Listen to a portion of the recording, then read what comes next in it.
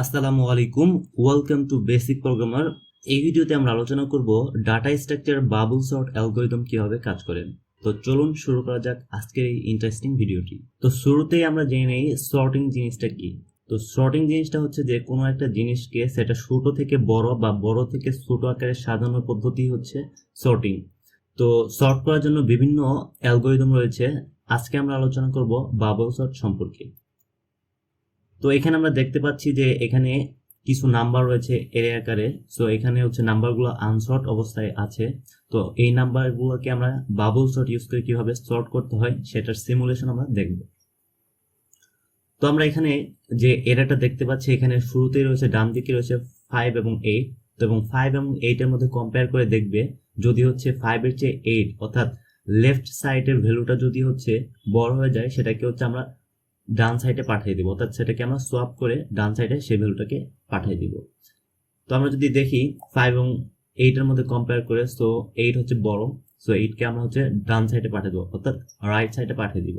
এরপর হচ্ছে আমরা 5 এবং 7 এর মধ্যে কম্পেয়ার যদি করি, তাহলে আমরা দেখতে পাচ্ছি যে 5 এর চেয়ে 7 হচ্ছে বড়।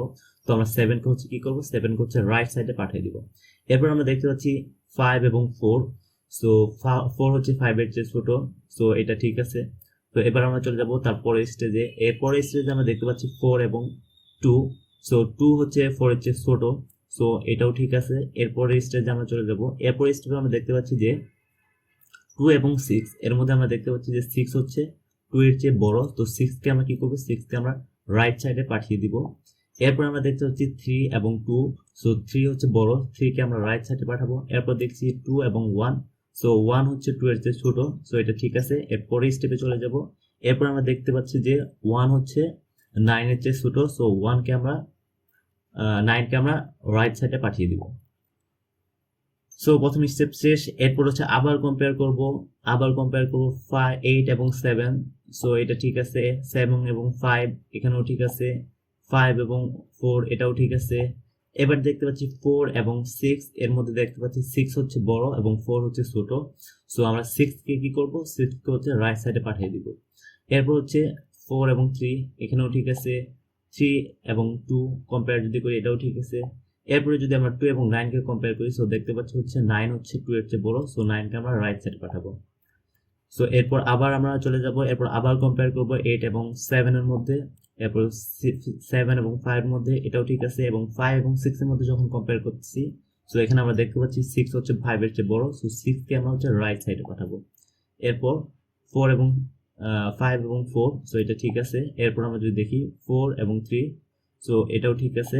এরপর যদি আমরা দেখি 3 এবং 9, সো 3 এর চেয়ে 9 হচ্ছে বড়, সো 9 কে আমরা হচ্ছে রাইট সাইডে পাঠাবো, ঠিক আছে। সো এরপর স্টেপে আবার আমরা কম্পেয়ার করব, এটা ঠিক আছে, এটা ঠিক আছে, এটা ঠিক আছে। সো 4 এবং 9 এর মধ্যে যখন আমরা কম্পেয়ার করতেছি, দেখতেছি 9 হচ্ছে কি বড় পড়েছে, সো 9 কে আমরা রাইট সাইড পাঠাবো। সো এরপর আবার কম্পেয়ার করব। এরপর আমরা দেখতে পাচ্ছি 9 এবং 5 এবং 9 এর মধ্যে 9 হচ্ছে বড়, সো 9 কে হচ্ছে আমরা রাইট সাইড পাঠাবো। অর্থাৎ রাইট সাইড এবং লেফট সাইড এই দুইটা ভ্যালু যে আমরা নিব, এই দুইটা ভ্যালুর মধ্যে কম্পেয়ার করব। কম্পেয়ার করার পরে হচ্ছে যে ভ্যালুটা লেফট সাইডের ভ্যালুটা যদি বড় হয়, সেটাকে আমরা রাইট সাইডে পাঠাবো। সো আবার আমরা কম্পেয়ার করছি 9 বড়, এবং এখানে আমরা দেখতে পাচ্ছি 9 বড়, এবং 8 এবং 9 এর মধ্যে আমরা দেখতে পাচ্ছি 9 বড়, সো 9 কে আমরা রাইট সাইড পাঠাবো। সো এবার কিন্তু আমাদের পুরোপুরি সর্ট হয়ে গেছে। ওকে, তো বাবল সর্ট কি করে? বাবল সর্ট হচ্ছে দুইটা করে ভ্যালু নেয়, হচ্ছে কম্পেয়ার করে, যদি লেফট সাইডে ভ্যালুটা হচ্ছে বড় হয়, তাহলে সেটাকে হচ্ছে রাইট সাইডে পাঠায়। সো এইভাবে হচ্ছে আসলে বাবল সর্টটি কাজ করে। তো পুরো সিনারিওটা যদি আমরা এবার একসাথে দেখি, তাহলে হচ্ছে আমরা এবার যদি দেখে নেই পুরো সিনারিওটা।